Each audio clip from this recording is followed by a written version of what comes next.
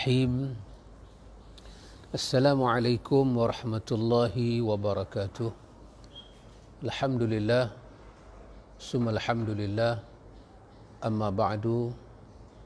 Para penonton, para sahabat yang dirahmati Allah sekalian, a'azakumullah wa uhibbukum fillah.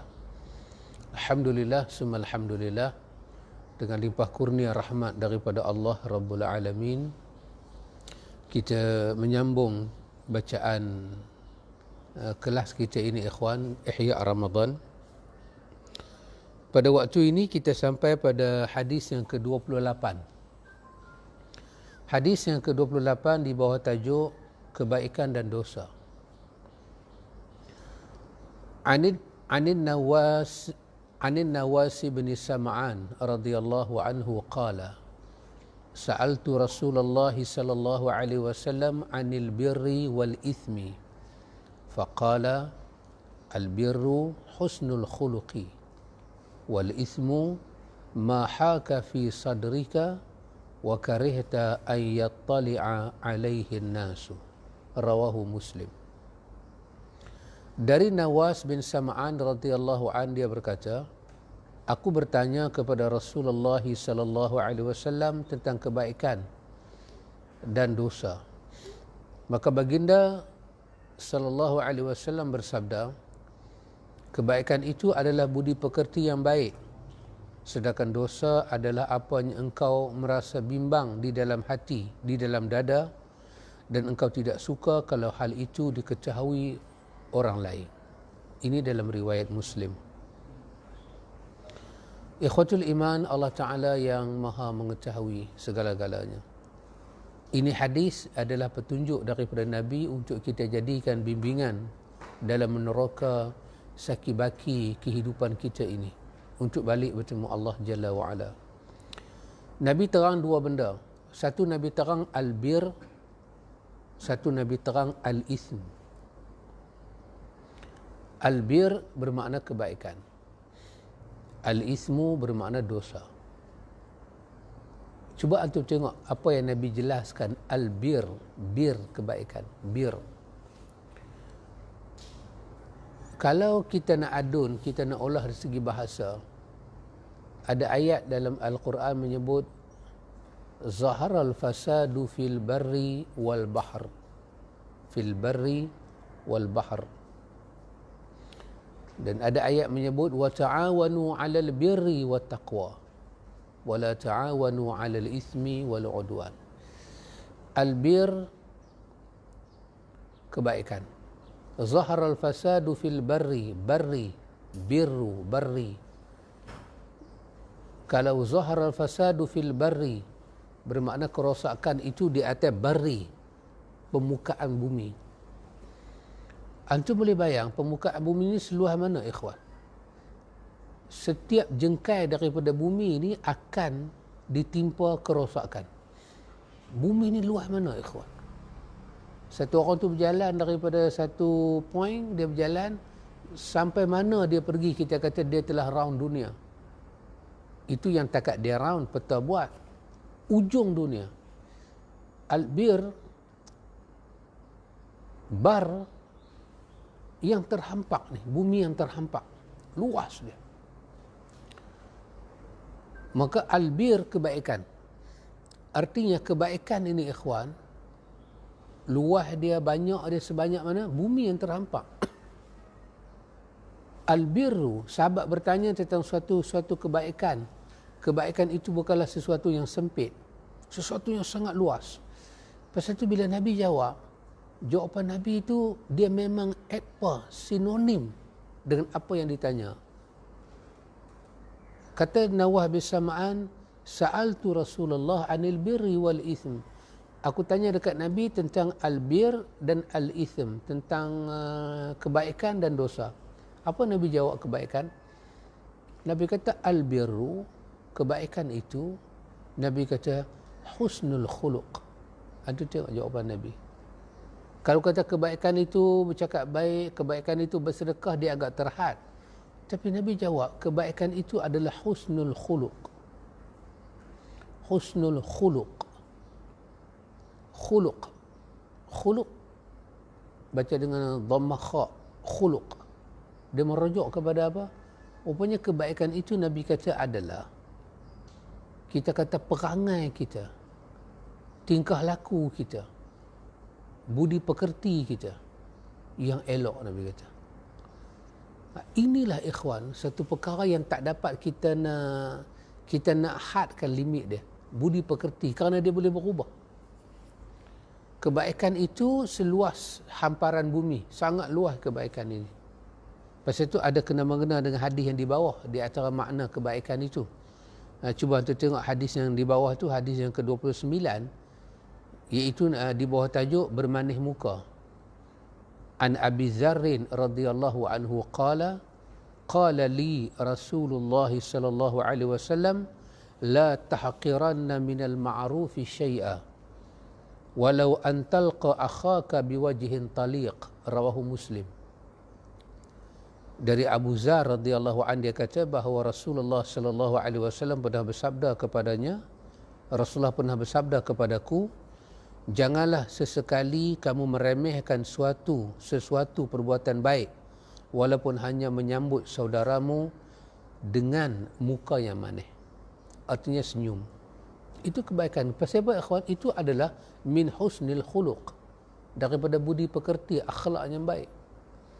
Jadi kebaikan itu ikhwan bukanlah yang di luar kita ambil, tapi kebaikan itu daripada diri kita kepada orang. Itu kebaikan.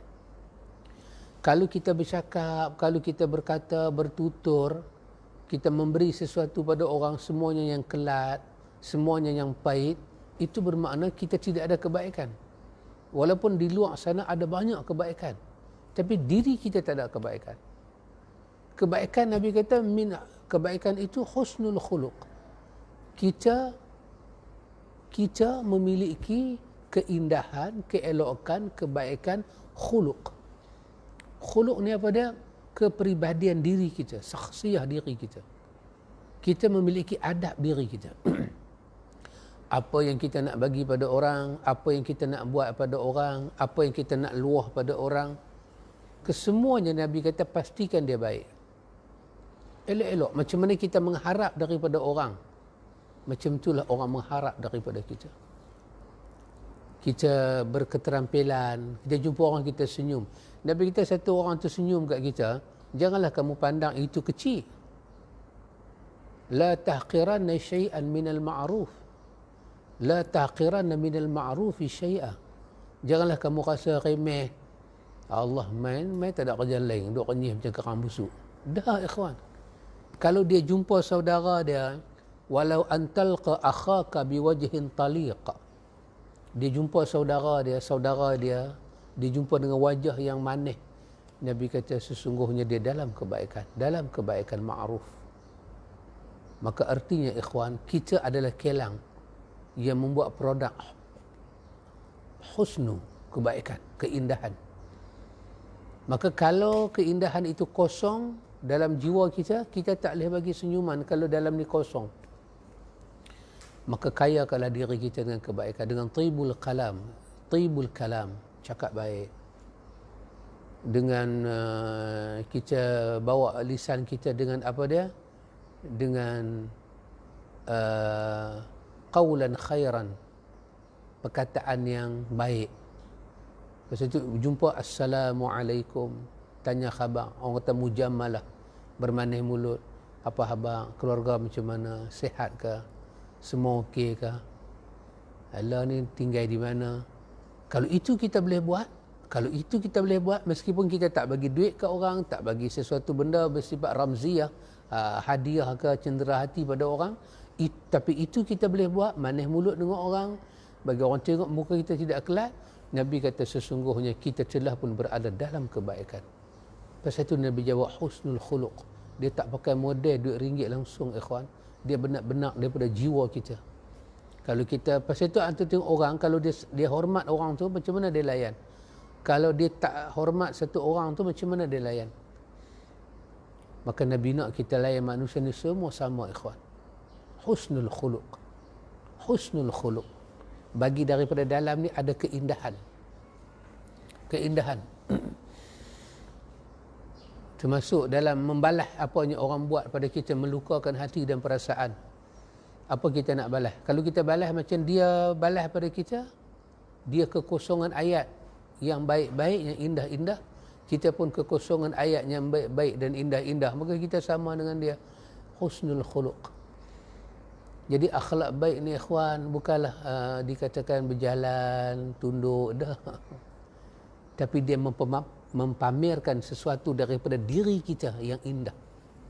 Husnul khuluq. Pasal itu Nabi kapit dengan husnu.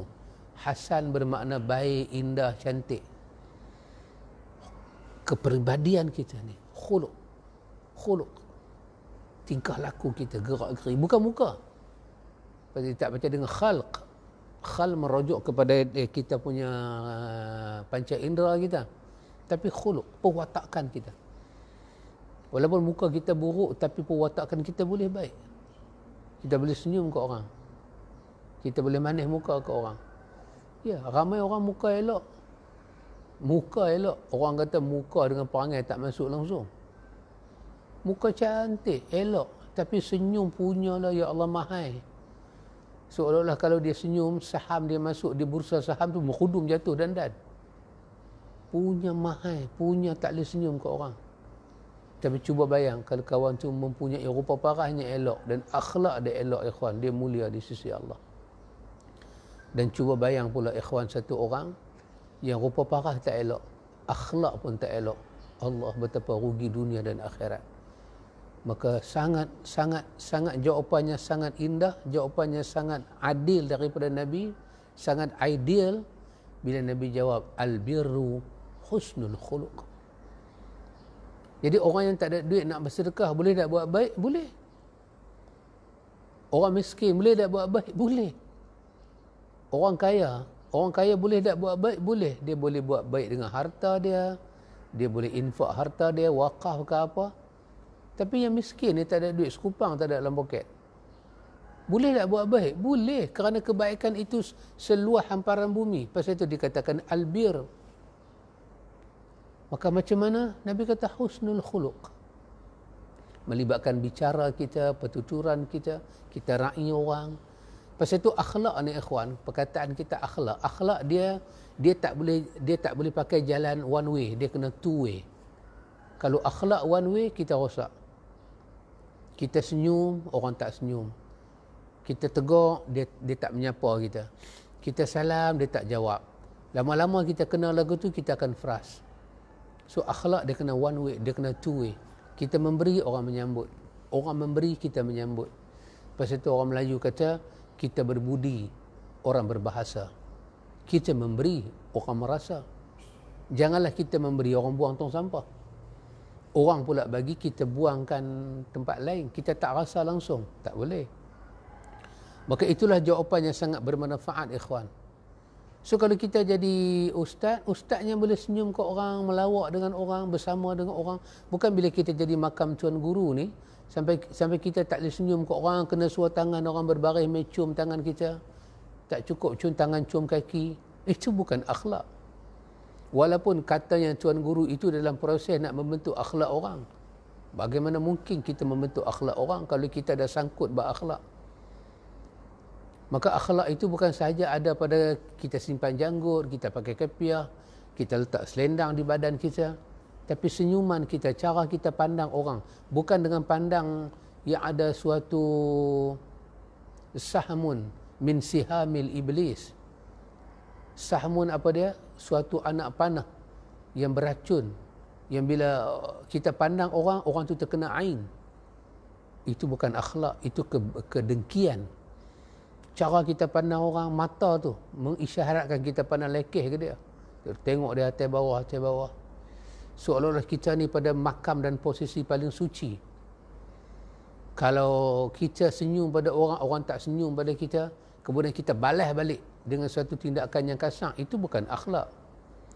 Pasal itu Nabi kata, kau berakhlaklah walaupun kepada orang wa in jafani. Nabi pesan pada Abi Dzar. Abi Dzar kata, aku ingat pesan tu.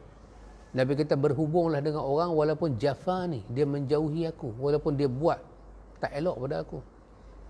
Ni kita Kita pergi cerita ke orang, kita kata, hang tengok kawan tu tegur aku pun tak. Walhal kawan tu perasan ke kita. Kadang-kadang dia tak perasan pun.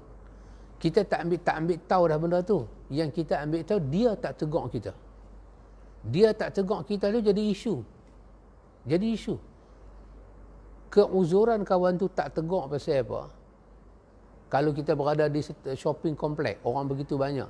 Kita berselisih dengan mak mentua pun tak perasan.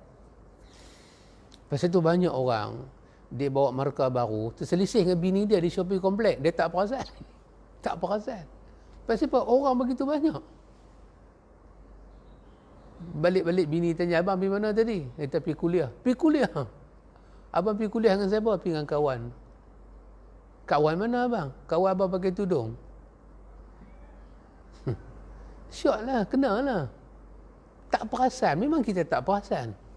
Tapi yang tak perasan tu orang tak ambil sebagai keuzuran. Orang ambilnya ialah saya selisih dengan dia di satu tempat, dia tak tegur saya.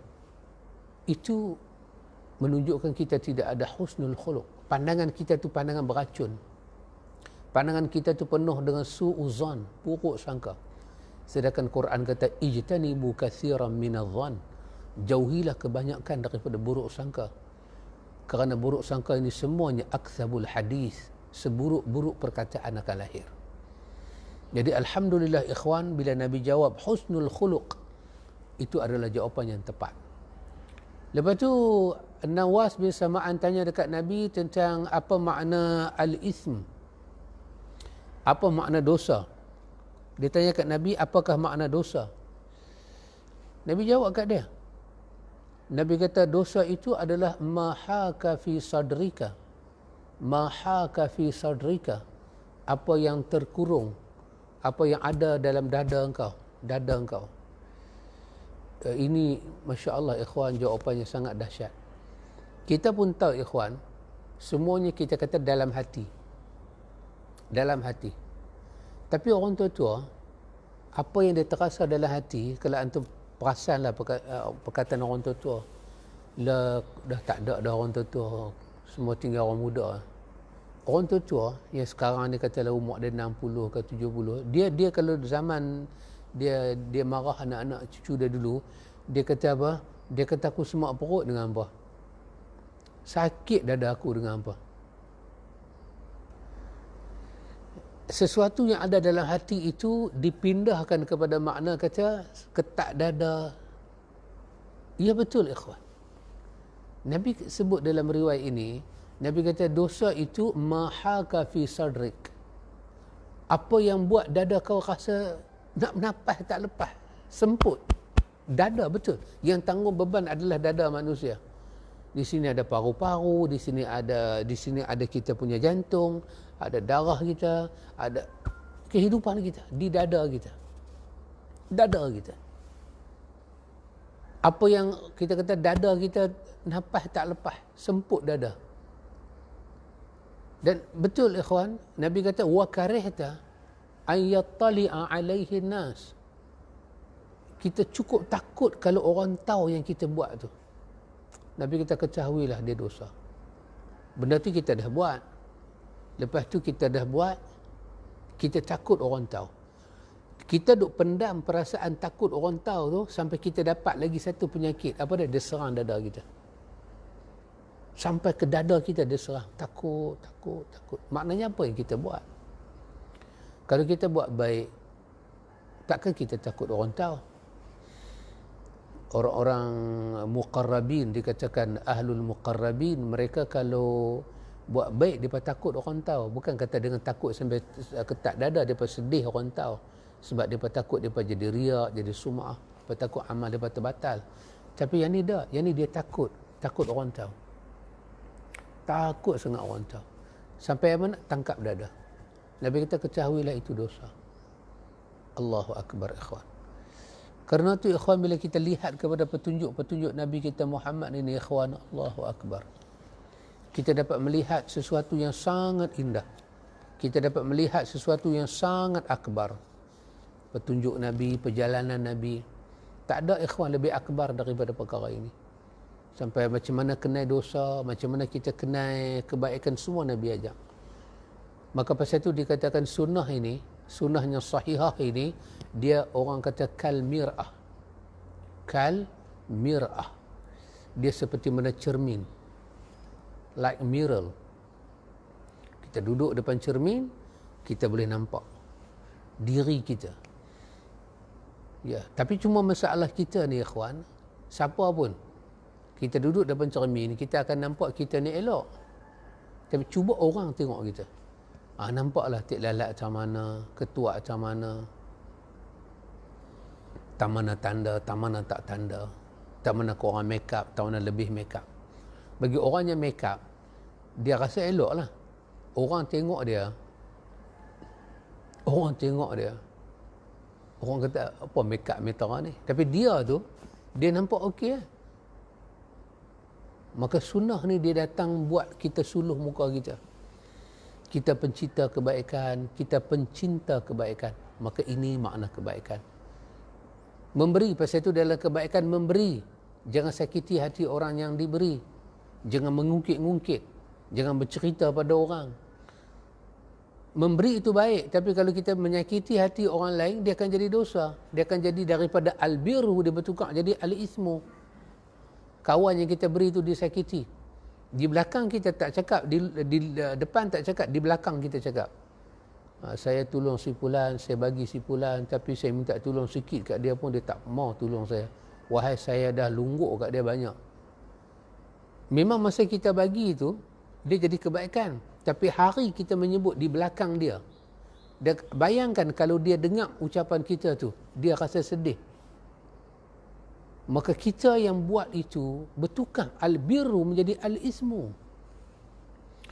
Ikhwan, saya ingin berkongsi dengan diri saya dan semua sahabat-sahabat yang saya kasihi tentang suatu perkataan yang para ulama kerohanian memberi penjelasan dalam perjalanan hati. Dia orang kata menyelamatkan tubuh badan itu lebih mudah daripada menjaga keselamatan hati. Kita nak jaga tubuh badan kita supaya tak jatuh longkang, kaki kita tak masuk dalam lubang, sangat senang, mudah. Hatta orang diburu oleh polis sekalipun, ada sekumpulan orang buru dia lari. Nak menyelamatkan diri dia daripada buruan orang pun senang. Tapi nak menyelamatkan hati susah, sangat susah. Ulama-ulama kita kata, ikhwan, ulama-ulama kita membahas tentang dosa. Ada dosa zahir, ada dosa batin. Ada dosa besar, ada dosa kecil. Ada satu dosa ini, kata para ulama kita, kedudukan dia kepada hati tak pernah sama. Ada orang, dia bertaubat daripada dosa. Dia bertaubat dan dosa dah hilang. Ada orang, ikhwan, dia bertaubat daripada dosa, tak hilang. Mungkin dari segi makna taubat, dia bertaubat, tapi dia akan merasakan pilu hati, luka hati tak habis lagi. Kenapa, ikhwan? Kerana dosa itu mendalam. Dan artinya, dia bertaubat pada Allah ni belum selesai.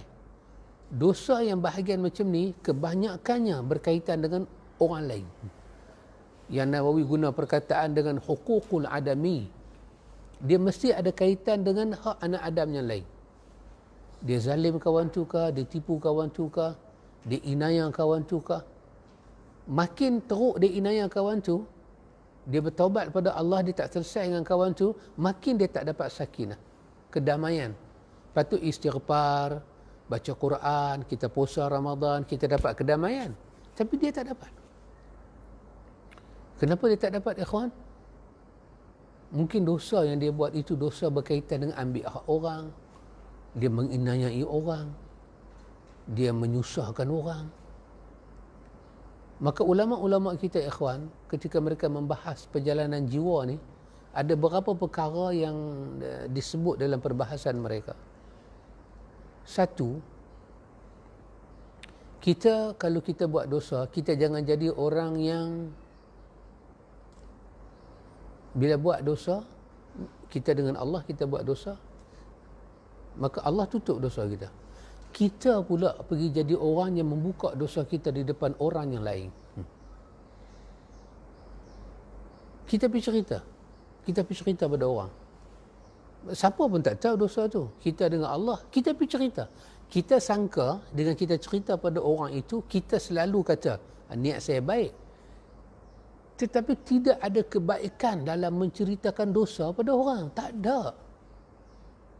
Bila kita cerita dosa orang, katalah masalah ada dua orang rajin semayang, rajin puasa, tapi sengap-sengap minum baikok. Sengap-sengap minum baikok. Katalah mereka ni kalau dalam masyarakat mereka ada jawatan, orang kenal depan orang kehormat. Tapi dua orang ni sengap-sengap pergi main ekor. Adalah sebab tertentu, tak ada duit ke apa ke, bini beletiang ke. Pi. Dia pemain sengap. Salah seorang daripada kawan minum ekor ni, dia jumpa kawan dia. Dia ingat, macam nak ceritalah ke kawan ni aku berdosa. Dia cerita. Dia kata saya pun berdosa juga. Tapi dia cerita dalam keadaan bersembunyi lah, bersendirian dengan orang ketiga ni. Saya pun pernah buat dosa juga. Saya dengan kawan tu. Dia cerita pada kawan yang ketiga, membabitkan kawan yang kedua. Itu satu kezaliman. Dia mengaibkan kawan yang buat dosa dengan dia. Artinya, dosa daripada orang yang selama ni Tuhan tutup, sekarang diketahui oleh orang ketiga. Orang ketiga ni, apakah satu jaminan dalam hidup yang kita boleh pegang kata dia akan menyelamatkan maruah kita dan maruah kawan kedua? Apa jaminan dia? Di atas nama manusia, dia manusia. Dia pula akan balik ke rumah dia bercerita dengan isteri dia. Abang jumpa kawan lama tadi. Baguslah dia. Tapi itulah manusia ni, dia kata kok mana pun sengak-sengak dia main judi daripada orang main judi. Bini dia akan tanya, kawan abang yang mana? Bini dia tahu. Tuhan tutup dosa. Kita nak bercerita pada orang, saya bersalah begini, saya terlanjur lagu ni. Kita cerita hal kita, jangan babitkan orang. Walaupun dalam hal dosa tu kita buat dengan orang. Yang dosa-dosa macam ni katalah kita bertaubat, kita beristighfar, kita tetap tak akan dapat hakikat istighfar sampai kita minta maaf pada kawan tu, aku telah mengaibkan hang. Kerana kalau kawan tu pergi berdedah rahsia pada orang lain, kawan ni akan terpalit sama. Maruah dia depan orang ramai, depan anak dia, depan isteri dia, kalau isteri depan suami dia, depan mertua dia, depan kawan-kawan dia. Subhanallah ikhwan. Yang bahagian inilah banyak manusia sangkut dalam hubungan dia dengan Tuhan. Pasal itu dalam agama ni tidak ada kaedah yang dibuat oleh pakar-pakar motivasi, ambil rakaman orang, lepas tu suruh orang bercerita tentang dosa masa silam. Tidak ada ikhwan. Bahkan yang ada dalam agama ni tutup serapat-rapatnya dosa yang kita buat. Dan kalau kita nak bercerita, cerita dalam bentuk sebuah story tanpa membabitkan kita dan nama orang tertentu. Kita sekadar kata, ustaz, kalau masalah dia macam ni, macam mana nak selesai?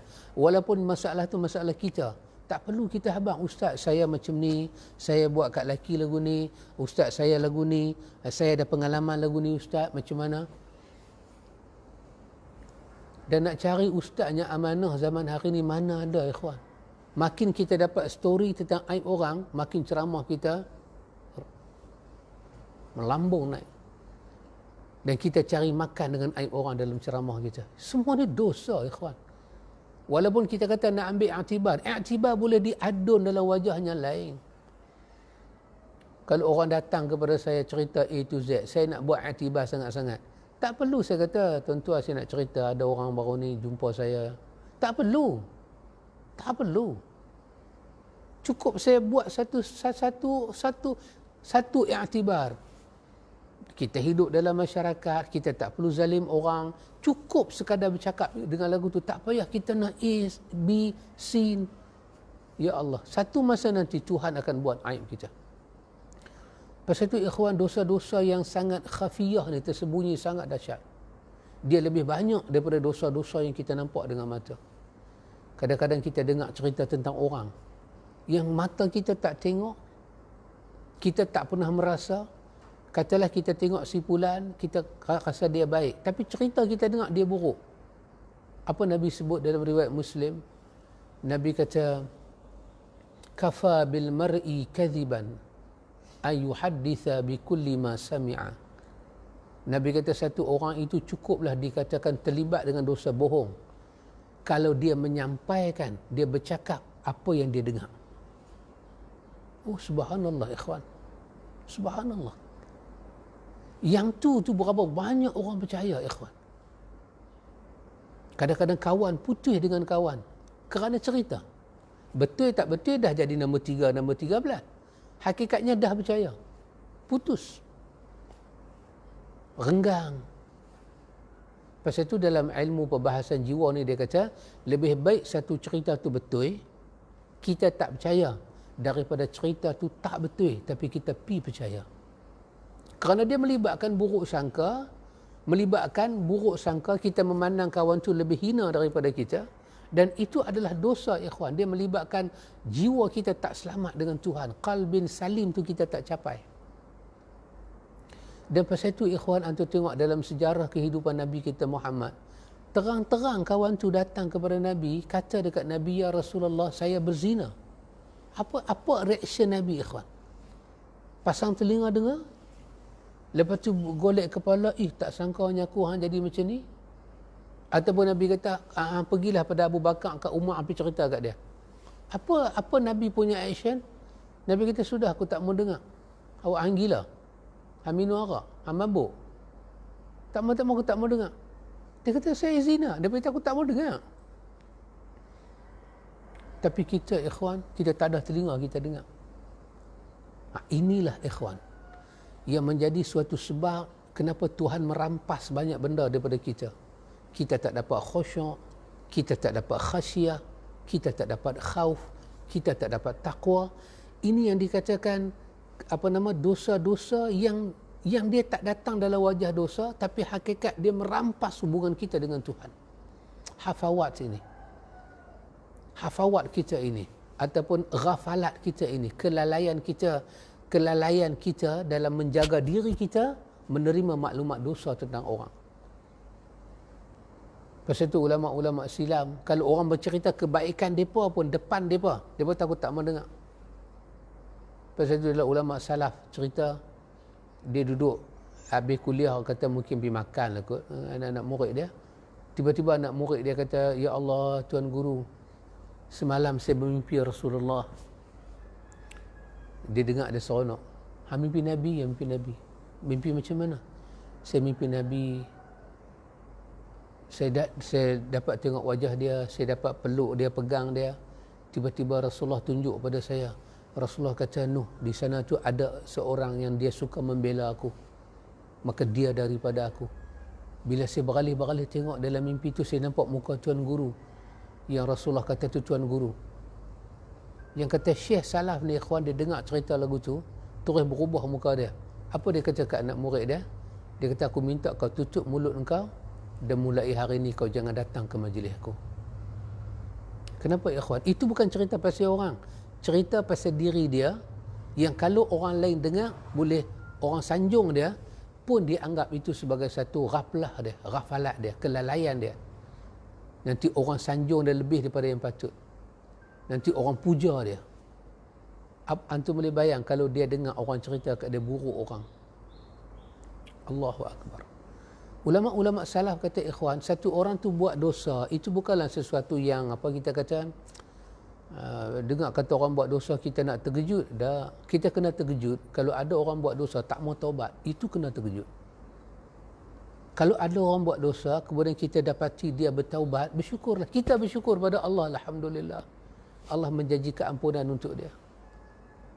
Bukan kisah dia buat dosa itu yang kita jadikan sebagai pasaran hangat. Maka pasal itu bila orang tu buat dosa, apa kita kena buat? Istibtab. Kita usahakan dia mau bertaubat. Itu saja. Itu pun kalau kita nampak yang kita dengar-dengar ni tak masuk, kita tak boleh hukum dia. Pasal itu ikhwan, saya nak katakan sedikit pandangan daripada para ulama kita. Ulama kita kata apa? Ulama kita perkenal satu kaedah. Kaedah ini dipanggil dengan nama la saghirah ma'a israr wala kabirah ma'a istighfar. Tapi kaedah ini bila dibincang, dia jadi berlain-lain muka surat. Iaitu apa dia?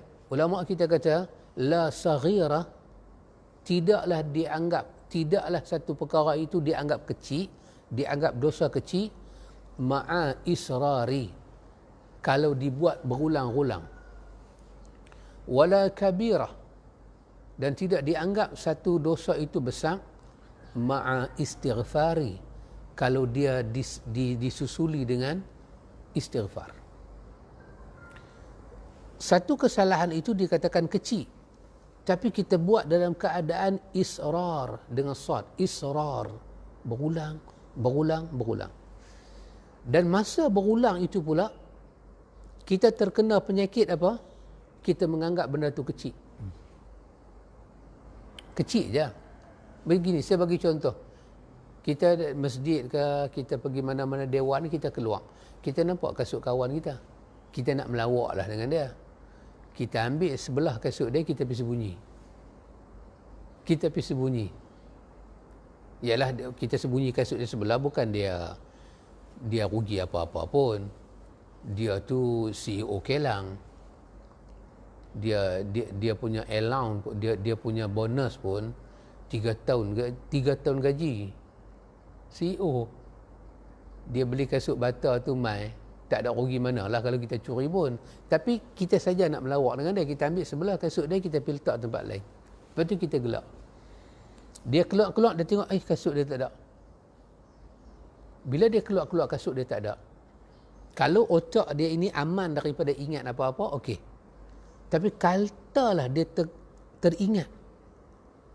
Dia teringat kepada si Fulan, yang si Fulan dia teringat itu tak ambil pun kasut dia. Kita yang ambil. Kita dalam lawak yang kecil itu, kita telah menghadiahkan dosa buruk sangka pada dia. Maka perbuatan kita yang kononnya nak melawak itu, daripada asalnya dia kecil, ulama kata kalau ini dibuat, dia akan jadi besar. La kabir, la saghirah. Benda tu tak dianggap kecil lagi dah. Kerana kita menjadi punca orang yang terbuat dosa. Ya akhwan, kita jadi punca kepada orang lain. Walaupun kita buat tu kecil, kita handphone dia ke, kita melawak, kunci kereta ke, kunci motor ke, helmet dia ke, kita melawak macam tu. Lepas tu masa kita melawak tu, kita anggap benda tu kecil, kita meremehkan perbuatan kita tak istighfar, kita tak peduli kesan dia, kita pun tak rasa sedih. Kita pun bila orang nasihat kita, jangan buat dah benda lagu ni, kita kata aku melawak aja dengan dia. Tapi kesan tu kawan kita yang tanggung. Dia nak balik rumah jadi susah. Katalah kita sorok baik duit dia jadi susah, ambil masa dia. Allahu Akbar ikhwan. Kecil seperti, tapi kalau dibuat dengan meremehkan benda itu, dia tak dianggap kecil. La saghirah ma'al israr. Dia akan bertukar jadi besar. Satu. Kedua, ulama kita kata apa dia? Bila kita buat satu-satu benda yang macam ni, kita buat dalam keadaan kita enjoy, kita megah, kita sombong, kita gelak. Katalah kawan tu nak duduk, kita tarik kerusi, dia jatuh ke bawah, kita gelak. Sedangkan itu termasuk di situ ada maruah dia, di situ ada hati dia. Kita buat lagu tu. Maka para ulama sebut kepada kita apa ikhwan? La saghirah. Benda tu dah tak jadi kecil dah. Benda tu dandan jadi dosa besar.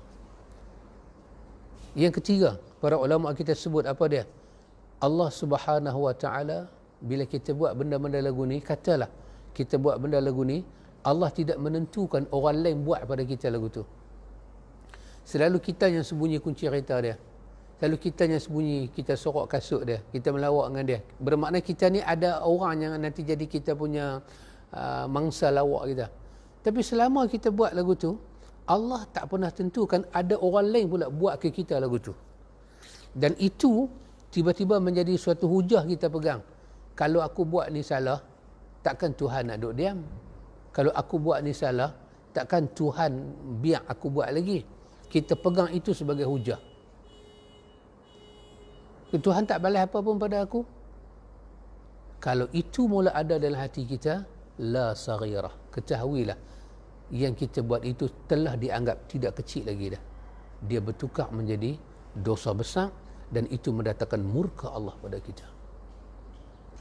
Dan hak saya kata ni ikhwan, 1, 2, 3 ini cuba antum perhati ada tak ada dalam hidup kita. Dan yang keempat, para ulama kita kata, bila kita buat benda-benda yang pada asalnya tak ada apa-apa ini, tapi bila kita buat melibatkan orang, kita buat dalam keadaan terus menerus dan sampai pada peringkat terang menerang. Sampai depan orang pun kita boleh melawak lagu tu. Depan orang pun kita melawak. Kita kata kat dia, kita kawan kata, jom kita pergi makan, saya belanja. Lepas tu katalah, bawa kawan kita seorang. Weh, kawan kita ni tak boleh bawa sebab dia bukan makan, dia melantak. Kalau dia melantak, sebulan gaji habis.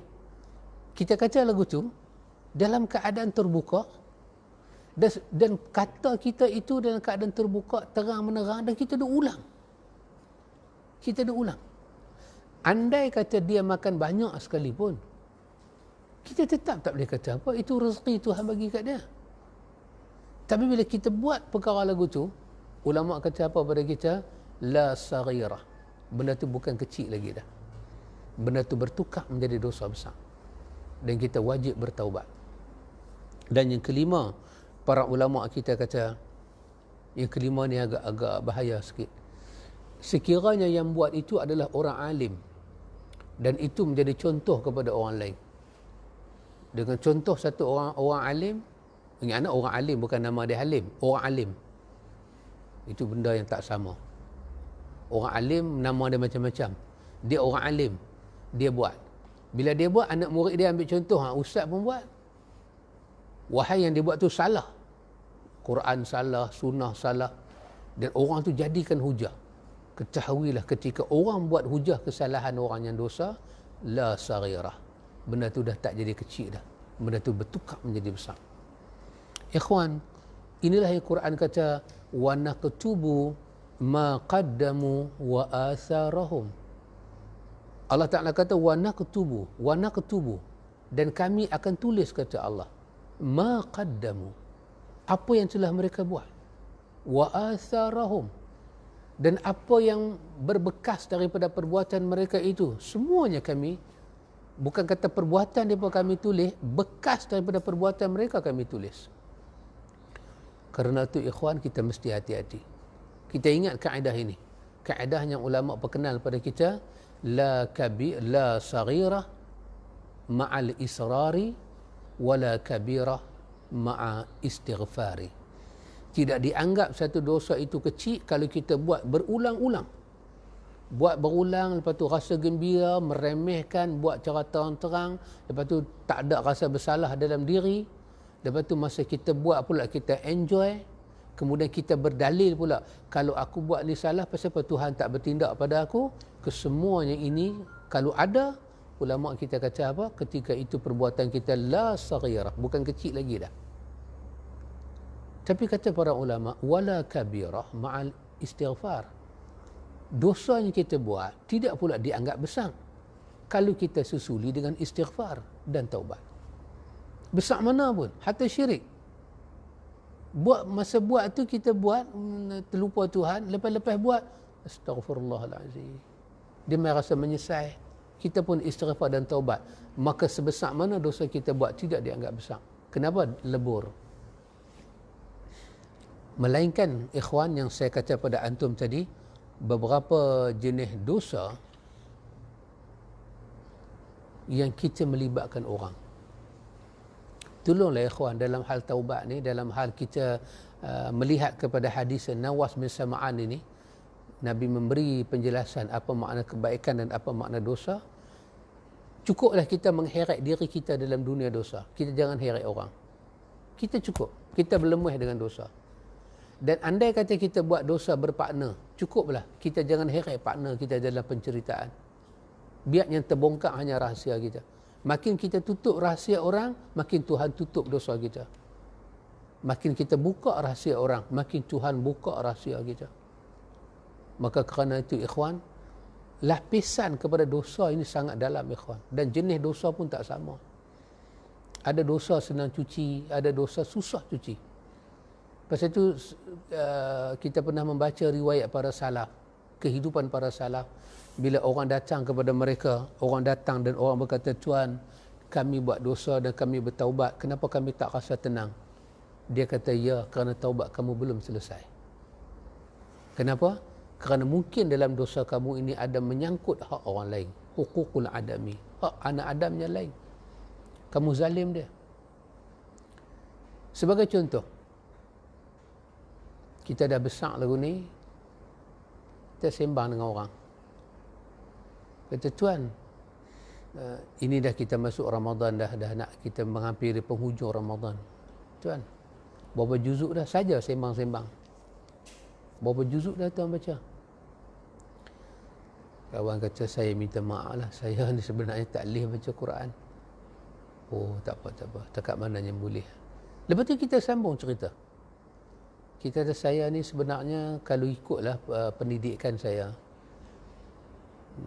mak pak saya ni orang beragama, tapi dia pun tak ajak saya pun Quran. Kebodohan kita heret orang lain. Ini adalah satu dosa, ikhwan, yang kalau kita istighfar pun tak akan dapat kedamaian. Kita telah mengaibkan orang dalam dosa kita. Mak bapak kita mungkin tak ajak kita. Mungkin, saya kata mungkin. Dia tak ajak kita dalam kawasan umur kita belum akhir balik. Tapi setelah kita akhir balik, kewajipan kita yang mencari. Kenapa itu kita tak aibkan? Kenapa kita tak sebut saya ni mak ayah dah ajak kemampuan mereka, tapi saya yang menyia-nyiakan? Kenapa kita tak mengaibkan diri kita? Masa kita bercerita, kita tak sebut kata kita aib. Kita sebut mak ayah kita yang aib. Kemudian kita pun kata, saya pun rasa nak belajarlah Quran. Saya rasa berdosa. Kita pun istighfar, ya Allah ampunkanlah dosa saya kerana saya tak reti baca kalam-Mu Tuhan. Tapi makin kita baca doa, kita pergi belajar Quran, boleh baca Quran, kita tak dapat ketenangan. Ya ikhwan, tak akan dapat ketenangan sebab kita telah mengheret orang. Dan itu kena istighfar lain. Itu kena minta ampun lain. Andai kata, katalah mak ayah kita memang salah sungguh, tetap kita jangan mengheret orang dalam kesalahan. Cukuplah kita maafkan dia. Dengan kita maafkan dia, Tuhan memudahkan mata hati kita berjalan jumpa Tuhan. Tapi seperti para ulama kita kata, lisan kita tak akan pernah puas hati. Walaupun kita bersalah total dan fatal, dalam penceritaan kita akan kata orang yang bersalah. Karena itu kita tak dapat apa yang Tuhan janji pada kita, ikhwan. Dua orang yang mencuri, dia akan kata kawan tu yang salah, kawan tu yang bawa. Dia kata tak sepi dengan kawan tu. Jarang dia nak kata memang saya bersalah, saya mencuri, saya bersalah. Dia akan heret orang yang kedua. Karena itu ikhwan, inilah bahagian-bahagian kita kata bahagian yang agak sulit. Bahagian-bahagian yang dimasuk dengan mata hati, dilihat dengan suluhan dalil. Baru kita nampak kita punya hafawat dan kita punya ghafalat. Dua perkara ini ikhwan, dia akan tutup mata hati kita, nampak kesalahan kita. Kesalahan kita. Pasal itu khusyuk, ketenangan, nikmat dalam ibadat, nikmat mendekati Tuhan, rasa nikmat dengan ujian Tuhan. Ibnu Taimiyah kata nikmat, ujian Tuhan ni nikmat. Tak akan dapat dirasai kalau ini semua ada dalam hati kita, ikhwan. Dan kadang-kadang Allah akan menghalang kita mendapat suatu rahmat yang lagi besar. Dan kita tahu kita payah dapat. Payah dapat. Saya cuba sedaya upaya dengan kepintaran saya ada, tenaga saya ada, duit saya ada, masa saya ada, saya belajar Quran. Ini saya rasa saya dah masuk tahun ketiga dah saya belajar. Saya tak boleh satu pun. Takkanlah ikhwan, kalam Allah Quran diturunkan, Tuhan tak benarkan kita baca. Kalau kita tak boleh baca juga, apa hal? Apa halnya? Hati tak boleh terima, tak boleh terima. Kalau kita alif, ba, ta, sa, boleh baca, boleh. A, I, U, boleh. Tapi nak atas sikit aja. Jenis bersambung huruf, ada sabdu, api dah. Berapa lama? 3 tahun. Takkan kot. Takkan kot sesusah itu baca Quran. Dah berulang kali dalam surah Qamar Allah ulang, fahal min muddakir. Allahu akbar. Berulang kali Allah Taala ulang, tak susah dengan Quran, tak susah dengan Quran. Allah ulang perkataan itu. Tak ada yang susah. Walaqad yassarnal Quran. Sesungguhnya kami mudahkan Quran. Kami mudahkan Quran. Kami mudahkan Quran. Tiba-tiba kita kata susah. Allahu akbar. Kita khilaf dengan kalam Tuhan. Mesti ada benda tak beres dengan hidup kita. Tak beres dengan hidup kita. Istighfar kita. Maka Allah rampas khusyuk kita. Allah rampas kemanisan kita dalam ibadat. Walaupun kita pegang biji tasbih. Maka inilah ikhwan jawapan Nabi kepada sahabat yang bernama Nawas bin Sam'an dalam hadis yang kita baca ini, ketika dia bertanya pada Nabi tentang kebaikan dan dosa. Dan itulah perkataan Nabi kepada Abi Dzar Al-Ghifari, janganlah kamu meremehkan satu kebaikan walaupun kebaikan itu bermanih muka berjumpa dengan orang. Jangan kita remeh. Hang ni tak ada kerja lain, senyum macam kerang busuk. Ada ikhwan. Walaupun itu kerang busuk, mai hari tak ada makan, orang rebus juga kerang busuk tu. Maka jangan meremehkan walaupun dengan senyum. Ikhwan, ini hadis kita yang terakhir, yang ke-30. Ini kita tengok besok lah. Iaitu hadis di antara satu benda Nabi ajak kepada kita, ikhwan, berkata dengan jelas. Itu kita ambil pada sunnah Nabi perjalanan. Artinya, kita dalam sunnah ni dia ajak kita bercakap jelas. Bagi penerangan jelas. Jangan sampai orang bertanya, orang tak faham, orang tanya, orang tak faham. Bagi jelas perkataan kita itu perkataan yang dikatakan perkataan jelas. Kalam yang bila orang dengar, orang yang faham. Kalam orang dengar, orang faham. Ya, boleh. Tak boleh. Itu satu daripada sunnah Nabi dah kena ada dalam perjalanan hidup kita. InsyaAllah ikhwan, kalau Allah mudahkan perjalanan kita, itu kita sambung pada hari besok insyaAllah. Wallahu ta'ala a'lam. Ada soalan? Alhamdulillah ikhwan. Merujuk kepada soalan sahabat mesej kepada saya pendekkan soalan sahabat tu, panjang, saya pendekkan kepada makna macam ni. Saya soalannya ialah, pendekkan, setelah tua-tua ni, bila mai umur tua-tua ni, mula duk belajar, mula duk dengar kuliah-kuliah, baru terasa tanggungjawab sebagai bapa, tanggungjawab sebagai mak saya tidak laksanakan pada anak-anak. Dan anak-anak sekarang dah besar panjang. Jadi macam mana saya nak buat? Terutama dia kata dengar kuliah-kuliah bersifat tarbiyah, memang tak buat langsung, dia kata. Wallahu ta'ala alam, Allah Ta'ala maha mengetahui. Sahabat yang bertanya yang saya kasihi, apapun yang kita telah terbabah, terlepas, kita boleh istighfar, minta ampun pada Allah. Tapi kesan dia tidak ada. Kita tak tarbiyah anak dia, kesan kita tak tarbiyah anak kita, kesan dia anak kita tak ada tarbiyah. Tak ada tarbiyah. Dalam surah Ali Imran Allah Ta'ala kata kunu rabbaniyin. Kunu rabbaniyin. Jadilah kamu hamba yang rabbani. Hamba yang ada hubungan dengan Tuhan, yang mempunyai sifat rububiyah. Tu kita tak buat benda tu. Generasi rabbani kita tidak cetak. Tapi bila anak kita besar, kita boleh tak cover balik? Boleh. Kita nak ajak A sampai Z balik? Tak boleh, memang tak boleh. Tapi kita boleh buat dalam bentuk apa? Yang Quran kata, watawasau bil haqqi watawasau bis sabri. Dengan selalu kita berpesan pada anak kita, apanya ayah terlepas, kamu jangan ulang, pergi belajar. Hari-hari pesan pada anak kita. Bila nampak anak kita lalai, pesan balik. Walaupun kita tak mengajar, tapi pesanan itu dia boleh menampung balik kita punya kerja yang kita tak buat dulu. Setelah kita iman, kita beramal saleh, kita ambil ini, watawasau bil haqqi watawasau bis sabri. Pesan dengan penuh kasih sayang. Cucu, pesan kat cucu, pesan kat anak, didik cucu elok-elok. Kita tak ada tanggungjawab kita bela cucu. Mendidik cucu bukan kerja kita. Itu kerja anak-anak kita. Kita jangan masuk bidang kuasa orang, tetapi kita dengan kebenaran itu sampaikan, bagi tahu pada anak kita, bagi tahu pada anak kita, galakkan mereka pergi kelas Quran, galakkan mereka semayang jangan tinggal, cerita pada mereka tentang kesyukuran. Bagi anak kita dengar, walaupun kita tengok muka dia tu kita tahulah dia dah boring dah, dia dah tension dah, tapi pakailah bahasa elok-elok. Dia umur 25, jangan kita pakai bahasa budak umur 15. Dia tak masuk.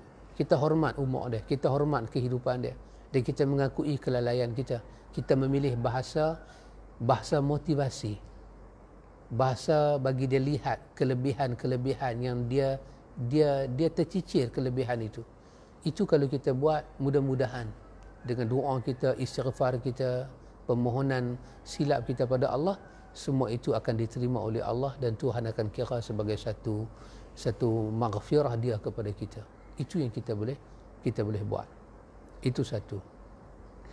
Yang kedua, soalan sahabat berkenaan dengan pacak batu nisan di atas kubur. Wallahu ta'ala alam, Allah Ta'ala yang maha mengetahui. Masa wafatnya sahabat Nabi yang bernama Osman bin Maz'un, memang Nabi letak satu batu di kepala dia. Artinya kita bubuh kubur kita tu tanda, kata ini kubur supaya orang tak langkah, orang tak pijak, tidak berlaku apa-apa. Itu memang ada. Dihormati kubur dengan cara itulah. Kita bagi kubur tu tinggi dalam sejengkai. Kalau lebih daripada sejengkai, Sayyidina Ali kata ratakan dia, bagi tinggi sejengkai, buat perut dia mengembung tu dalam sejengkai. Kemudian kita boleh susun di kiri-kiri itu dengan batu-batu, susun berselang, jangan buat simen, hanya susun saja, susun berselang bagi jadi tanda. Kalau dah kita susun berselang, kita tak bubuh batu nisan pun tak apa dah. Cuma kalau orang keliru lagi, dah susun berselang mana kepala mana kaki, kalau dia keliru juga, ambil satu batu, letak di kepala. Ini tanda kata kepala. Kawasan mana ada batu tu, itulah kawasan kepala. Kaki-kaki tak buh pun tak apa. Jadi tujuan batu nisan sekadar itu sahaja. Kalau kita nak pergi tempah sampai makan ratus-ratus, kemudian kebetulan pula ayah mati, mak mati, tinggal duit, katalah mereka pun tinggal tak banyak, dalam 25,000. Kita nak order dengan kepuk-kepuk semua dalam 7,000. Kalau soalan itu dia aju kepada saya rasa tak perlu dan dia masuk mubazir. Cukuplah buat macam saya kata tadi. Lebih-lebih kita kena baca juga tanah tu tanah apa. Kalau tanah wakaf, kalau tanah tu tanah wakaf, maka kita kena hati-hati. Dia bukan hak kita. Kalau tanah tu tanah kita, kalau kita nak buat simen, lain bab. Tapi bukan tanah kita. Cukup selangkan batu bata tu, selang saja, bubuh tinan kawasan kita. Lepas tu bubuh satu tanda di kepala, sudah cukup. Tang kaki pun tak bubuh tak apa. Dan tak perlu pun sampai ratus-ratus ringgit. Tapi masalah orang kata batu nisan tak jual satu, dia sepasang. Ialah kalau tak ada batu nisan, cari batu bukit dah besar-besar tu. Boleh ke? Awak tak boleh, nama pun batu. Itu kalau bubuh besar tu atas kepala, atas di kepala, mayat tak sakit, jangan duk merepek lah. Jangan duk merepek. Bubuh tu dah abang, dah tanda, kata ni kepala. Dan itu Nabi buat kepada Osman bin Maz'un. Lepas tu ada juga perbahasan para ulama, kalau buat batu nisan, apa hukum kita pergi tulis nama? Mazhab Syafi'i memandang hukum itu sebagai makruh. Sebab nanti orang habis masa dengan duk pergi baca, duk pergi tengok tarikh mati dia, duk pergi tengok ini orang soleh ke tak. Cukuplah keluarga kita tahu. Tak kalau sampai kita tak boleh cam tempat mak ayah kita. Cukuplah dengan tanda-tanda lagu tu. Dan saya tidak mencadangkan sahabat itu, walaupun adik-beradik bagi duit, macam sahabat cerita adik-beradik bagi duit, dia pernah buat batu nisan dan minta sahabat yang uruskan. Maka saya tetap kata, berilah pandangan yang lain, bahawa tak perlu batu nisan semahal itu. Bukan tak perlu batu nisan, tak perlu batu nisan semahal itu. Cukuplah dengan saya abang tadi, kepung. Dan kepuk pun tak perlu. Kepuk buat pada batu, nak kena selang, nak kena buat, campur kepuk, campur batu nisan, semuanya jadi hampir 3-4 ribu ringgit. 3-4 ribu letak atas kubur, yang mayat tak dapat satu hasil pun. Maka doalah yang paling bernilai untuk anak-anak. So itu saya punya respon kepada soalan yang sahabat hantar secara peribadi kepada saya. Ada.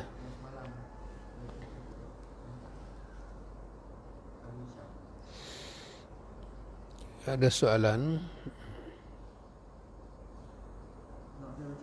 Boleh? Soalan daripada Abu Syam. Assalamualaikum. Perkataan taubat yang selalu kita dengar disebut oleh pendakwa juga oleh orang awam. Tetapi bagaimana tata cara taubat menurut syarak dan apakah tanda-tanda taubat kita diterima? Wallahu ta'ala alam. Allah Ta'ala maha mengetahui. Rasa soalan ni saya jawab dah semalam. Saya jawab dah semalam. Rasanya lah.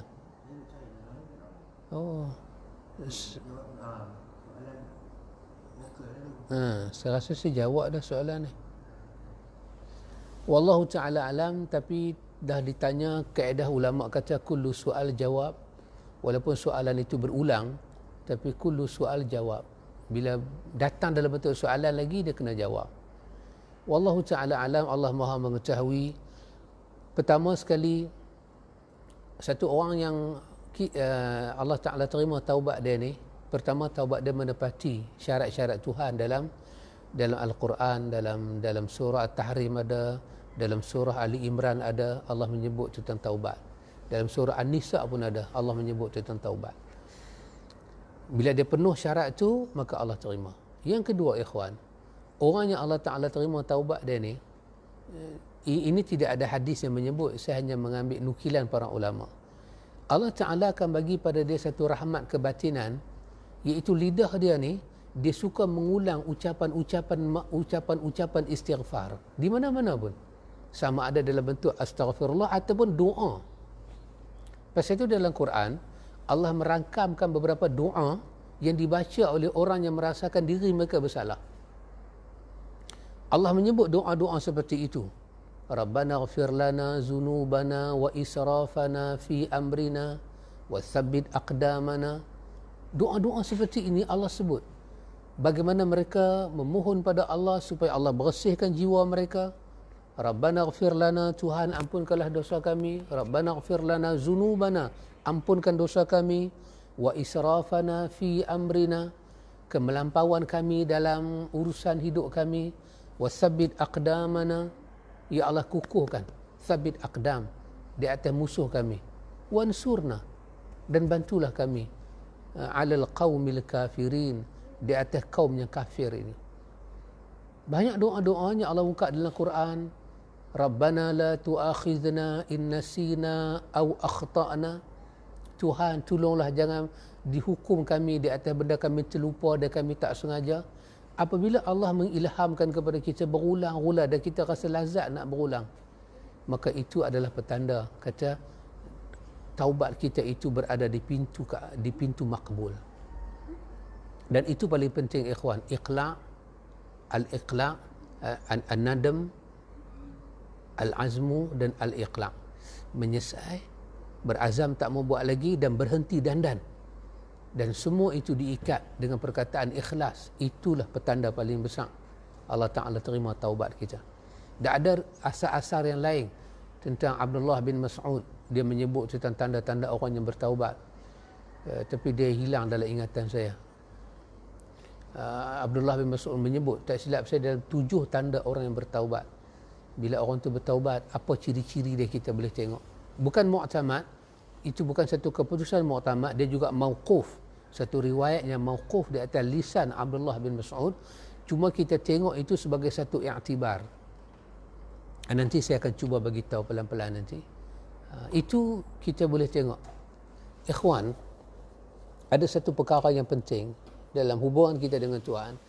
Para ulama kita kata nikmat-nikmat kebatinan ini, hak nama dia rahmah, hak nama dia maghfirah, hak nama dia syukur, nama dia sabar, istiqamah.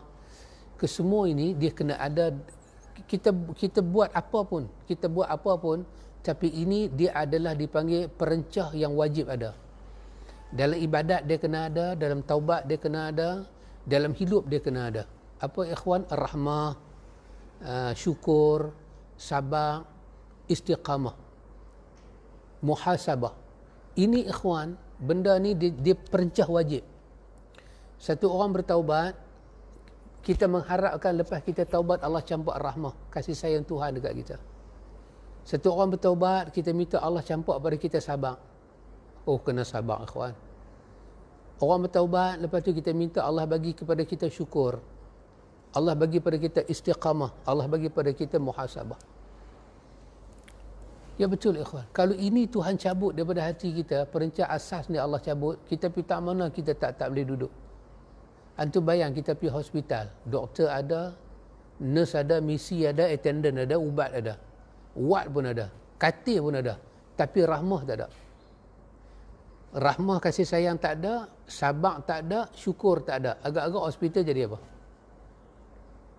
Doktor ada, doktor pakar lagi. Nurse pun ada, bukan kata nurse, misi pun ada. Attendant ada. Katil ada, what? Ubat ada. Jarum cucuk pun ada. Semua ada. Tapi kalau Allah tak campak di hospital itu rahmah, kasih sayang antara doktor dengan pesakit dengan nurse. Allah tak campak rasa syukur. Orang yang sakit, orang yang jaga orang sakit. Allah tak campak sabar. Sabar orang sakit, sabar nurse, sabar doktor. Allah tak campak istiqamah. Kita kena istiqamah dengan sakit. Allah bagi ni istiqamah maka ubat, istiqamah berdoa kepada Allah, dan Allah tak campak muhasabah. Perhitungan jiwa, hari ni aku sakit, mungkin esok orang sakit. Nurse, hari ni aku rawat pakcik ni sakit, mungkin nurse lain merawat bapa aku sakit. Kalau aku kasak kat dia, Allah kasak pada keluarga aku. Kalau yang tu tak ada, apa akan jadi hospital? Kalau yang tu tak ada dalam rumah, apa akan jadi? Yang tu tak ada dalam persahabatan, apa akan jadi? Dalam negara antara rakyat dengan pemimpin, yang tu tak ada, apa akan jadi? Antum boleh bayar. Kita pergi hospital, kita meluat tengok muka doktor. Doktor masuk klinik, meluat tengok muka kita. Nurse lagi meluat nak kena tengok orang tua ni tiap-tiap hari bagi ubat. Orang tua ni pun meluat tengok nurse. Dia tak nampak macam anak dia. Nurse main nak ambil darah, tercucuk sakit. Memang sakit lah. Jarum tu besi, cucuk. Memang sakit, tak kena. Tapi pakcik ni tak ada rahmat tengok nurse tu macam anak-anak dia. Nurse tu tak ada rahmat tengok pakcik ni macam bapak dia. Apa akan jadi dalam hubungan tu? Menyumpah. Hang ni mata dah tapi buta, dia kata kat nurse. Nurse ni pula dia geram, dia cucuk lagi bagi tak kena. Apa akan jadi? Salah ubat. Allahu Akbar ikhwan. Pasal itu kita pohon benda ni pada Allah. Pasal itu betul lah, Rabbana atina min ladunka rahmah. Rabbana atina min ladunka rahmatan wa hayyi lana min amrina rasyada. Tuhan, dari sisimu kepada kami rahmat Tuhan. Dari sisimu kepada kami rahmat Tuhan. Dan bukalah jalan petunjuk pada kami Tuhan. Rahmat campur petunjuk. Dalam petunjuk, kalau tak ada rahmat, manusia dapat petunjuk tapi dia tak reti berhubung dengan manusia. Ada manusia dapat rahmat, tak dapat petunjuk. Dia baik dengan manusia tapi jalan dia salah. Semoga Allah memberi kesempurnaan itu pada kita ikhwan. Inilah yang dibahas oleh Imam Ibn Qayyim. Bermuka-muka surat dia bahas dalam buku dia Madarijus Salikin. Berjilid dia bahas tentang bagaimana kita memproses jiwa kita ini ikhwan. InsyaAllah ikhwan, semoga Allah Ta'ala memberi kebaikan pada kita semua pada masa-masa yang akan datang. InsyaAllah besok mungkin kita baca risalah baru berkenaan dengan macam mana kita nak sembahyang raya dalam rumah. Risalah tu pun panjang juga. Haris tengah type nak pergi berhabis sikit. Mungkin siap. So kita baca risalah tu. Risalah. Saya fikir sembahyang raya di rumah ni senang, tapi melihat pada soalan yang orang bagi pada saya, rupanya susah. Sembahyang raya di rumah ni jadi satu benda besar.